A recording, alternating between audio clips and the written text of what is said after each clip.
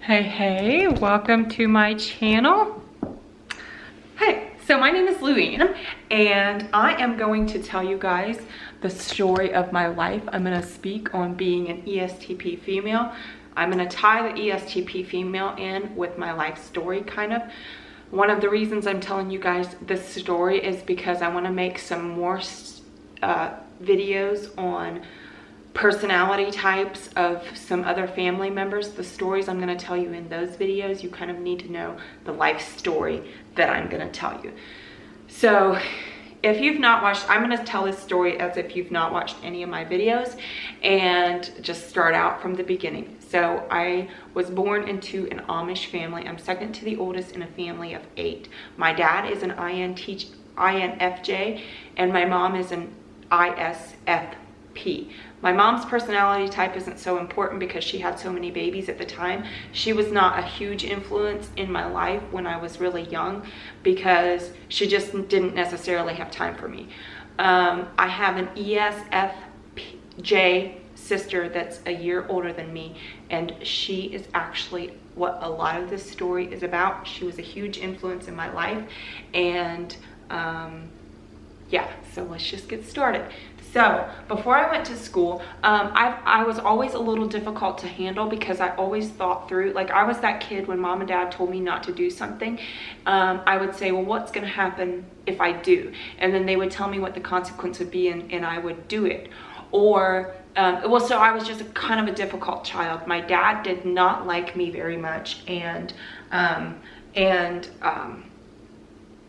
because I just didn't, I didn't fit the mold of what an Amish little girl should be.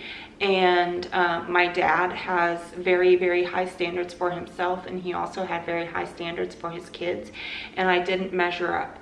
But early on, I decided that I was going to, Amy, my ESFJ sister, was going to be my source of love and security in life because I knew she would always be loyal to me. And as an ESTP, I cannot not break the rules. I've had the hardest time coming to terms with that because I've always wondered, like, why can't I just take the path that everyone else is taking and make it easy on myself? I would make it easy on the people around me, and I would make it easy on myself, but I can't not test the rules because I need to see what doesn't work before I can make peace with what does work. So that led into quite a lot of trouble. So I went into school, and also an important part of this to know, I feel like ESTPs, you always hear about the sexuality of ESTPs. So I grew up a Amish, like old order Amish, no electricity, horse and buggy, black bonnets, black aprons, like Amish. But I had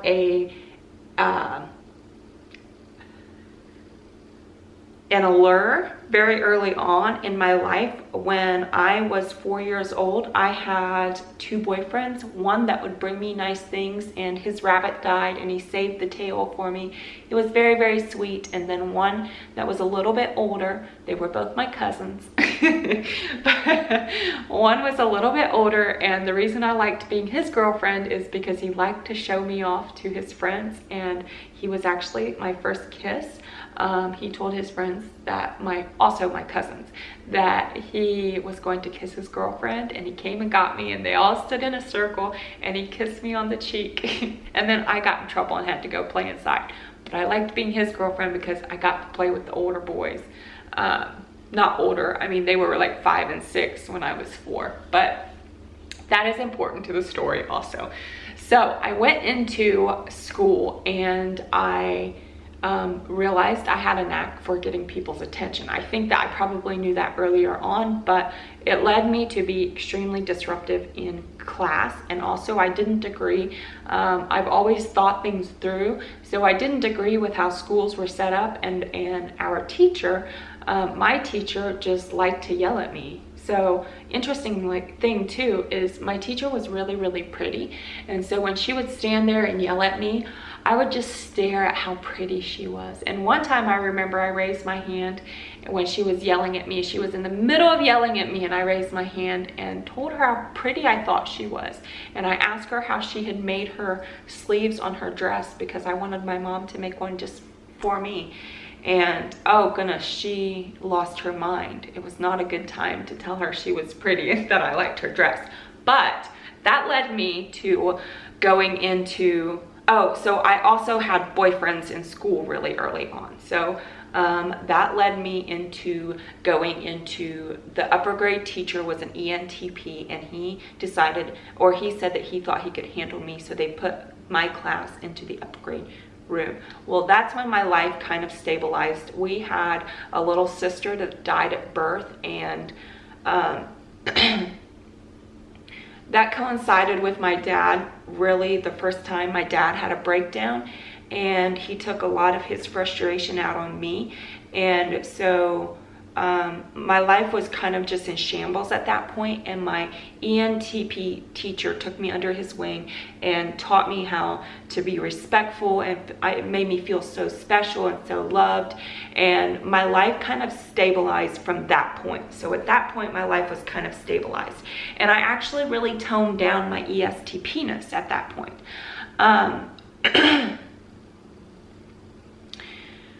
But I mean, I still did things differently, but I toned down a lot at that point. And so then the school split. There was another schoolhouse built in our community, and half the school went to the other school, and we had about 19 students in our class. We got a teacher that was really terrible to some of the students, and if you watch my ESTJ video, my best friend from 5 years old is an ESTJ, and I tell a story about our teacher at that point. We had so she was not nice to the kids, and I kind of took over the school. So this was really good for me in a couple different ways. Well, I mean, I'm not sure that it was good for me. I put my energy into somewhat of a productive cause. I don't know what I would have done if that cause hadn't arisen, but I kind of took over the school. I was a leader of the kids. I was extremely charismatic, and I felt right in that role. I felt, yeah, it was good. It was, I blossomed. I was in control. I was quiet. I was observant. I was like, things just flow. Have you ever in life been at a space where like you just know you're where you're supposed to be and things are going as they should be? Well, I had hit puberty, and even when you're Amish, Coke bottle bodies are the thing. So I became very popular. And yeah, I just felt like life was right, and then our life went into some chaos. So there were problems in the church, and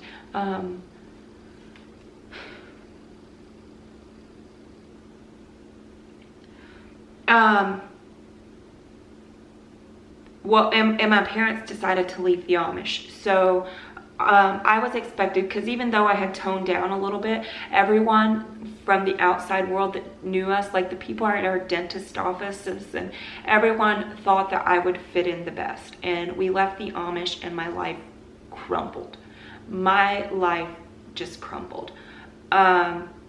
More than any of the other kids. Like Amy took her SATs and her ACTs and got into college.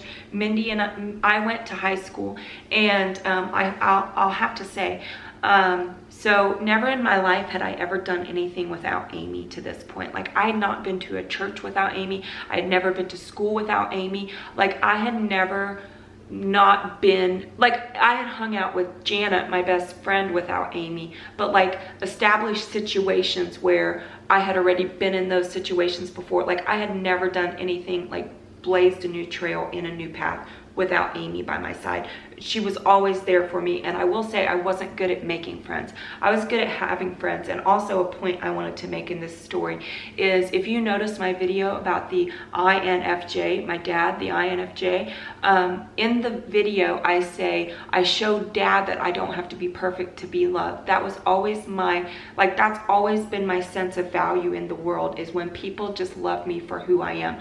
Like, you have to, because my flaws are so on display, you have to kind of get past asked that to love me, and people love me. And I mean, today I am good at loving people, and people love me. I mean, it's not just like that they're attracted to me. People love me, and it's always been my marker of success. So that is important to the rest of the story as well. So we left the Amish, and when you leave the Amish, different communities are different about this, but our community, they practice shunning. So my parents were members of the church, and we were shunned. So my entire life, I had a path planned out for me. I thought I knew who I was going to marry. Janet and I were going to raise our kids together. I mean, I was a grown-up. I was 15. I had been going to help ladies of the church. Like, I knew how to run a household. My mom had a little bit of a mental breakdown when I was 14, and I had already graduated the Amish school, and my little sister Carrie that you guys met in her interview, she was a baby, and Amy was the school teacher, my ESFJ sister, and all the other kids were in school. So basically, I took care of Carrie Lynn a lot of her first year of her life, and I ran the household. I mean, not by myself, but Amy was there, but she was teaching school. So I mean, I was prepared to be a woman. I was prepared to get married. Like, I was basically grown up, and I know that's so different from the culture that, you know, from the outside culture, but you know, when you're Amish, you're basically grown up, and especially with being the oldest, second to the oldest in a big family.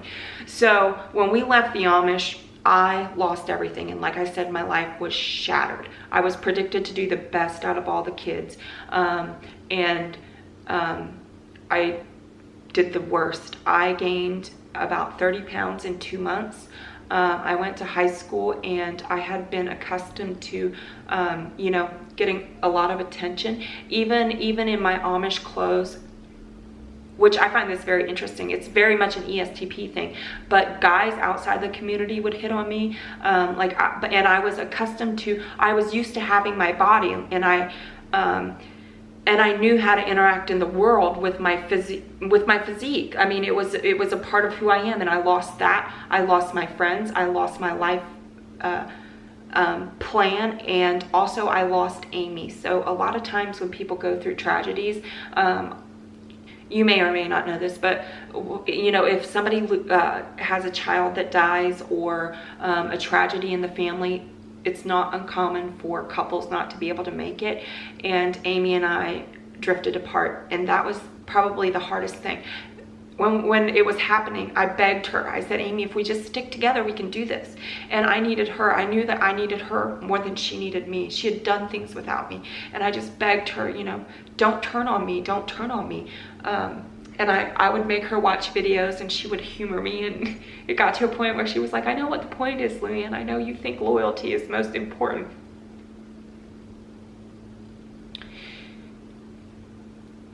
And my life just was shattered for about 8 years. I was about 30 pounds overweight, and I just couldn't get it together. I couldn't get it together. And the rest of my family was doing fine. And up till this point, I'd been, you know, breaking the rules and doing my thing, but I'd still come out victorious. I would show people that despite who I am, like, I'm still lovable, and I really believed in, I'm very good at letting people love me because I believe that I'm worthy of love. I'm extremely, extremely loyal. And yeah, I just couldn't get it together. And then I met Carlton, and Carr is about 13 years older than me, and we so the first time that I met him, I was talking to his mom, and well, I went to college through that. I went through high school and through college. It was about 7 years from the time we left the Amish to when I met Carr. And I remember I instantly just felt safe. Oh, if you haven't watched my INTP video, you should also know this is kind of important. So I had a boyfriend in the Amish school. Janet's brother was an INTP, and we liked each other from age 7 to when we left the Amish. So I already liked INTPs, and he liked me. INTPs if you haven't watched that video, I don't think I did a good job on that video, but INTPs love my passion for life. And I think that ESTPs, so I've kind of studied my alert. Like I was saying, very early on, I started getting attention, and people were attracted to me. But it's not just guys, and it's not just sexual attention. So I think that ESTPs, if you watch, my ENTP sister says that she loves how I face the world with open arms and excitement. So I think that the excitement is contagious, and it can often be misinterpreted as sexual attraction, because excitement is sexual attraction. Like they're very closely related. I mean, that may not be right. You may, be able to poke holes in my theory, but INTPs like watching me. So I met Car's mom, and he was there when I met her, and she can talk for hours. The first time I met her, I sat on her chair, and she told me their entire family history and her her entire life story. I don't know how long that lasted, but he laid on the couch at her house and listened to her talk for forever.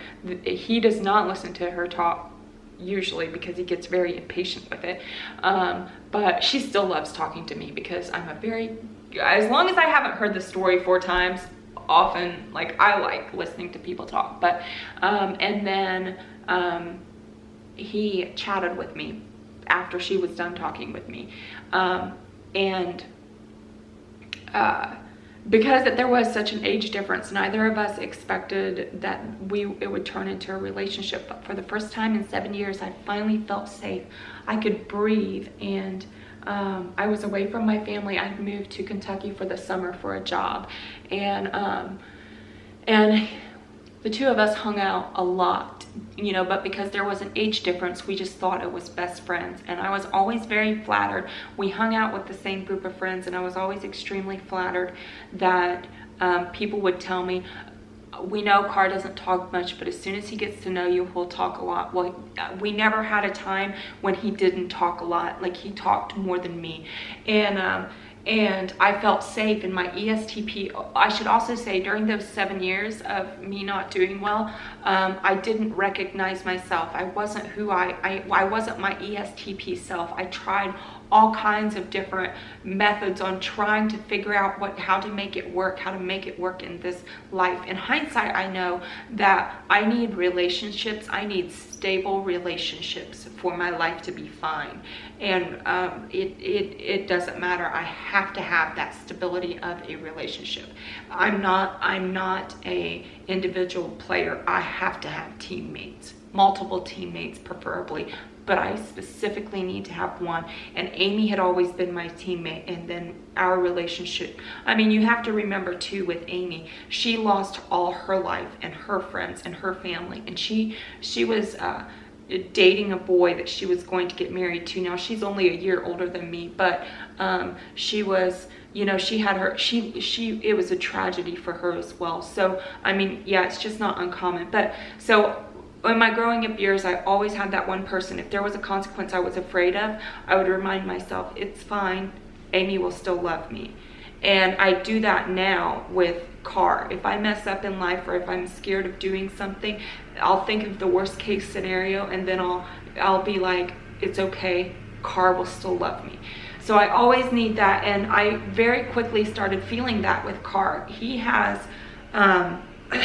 introverted sensing as his blind spot, and so he's just so incredibly loyal. Even though we thought we were our paths were going to go in separate directions at the end of the summer when that job was over, but when the end of the summer came, I just started panicking. I couldn't imagine my life without Carr, because he made me feel so safe. And he also started mentioning that he thought it would be fun to go on a date, like the two of us. And I mean, this was like around the same time. And so because it was getting time, it was a week before it was time for me to go home, and we talked about possibly being together. And also, this was the first relationship that I'd ever had that didn't start on like a sexual attraction, because even though I was overweight at the time, I was still had that sexual energy. I mean, it's just part of being an ESTP. So, but he did not seem to notice that at all about me, and he just loved telling me his ideas. So anyway, we got together, and very early on in our relationship, I'm terrified of instability now. Absolutely, very, very afraid. I think I was always afraid, but now I'm like terrified of instability. I should make another INTP video because I could go into more details about my thoughts on the INTP. I just adore them.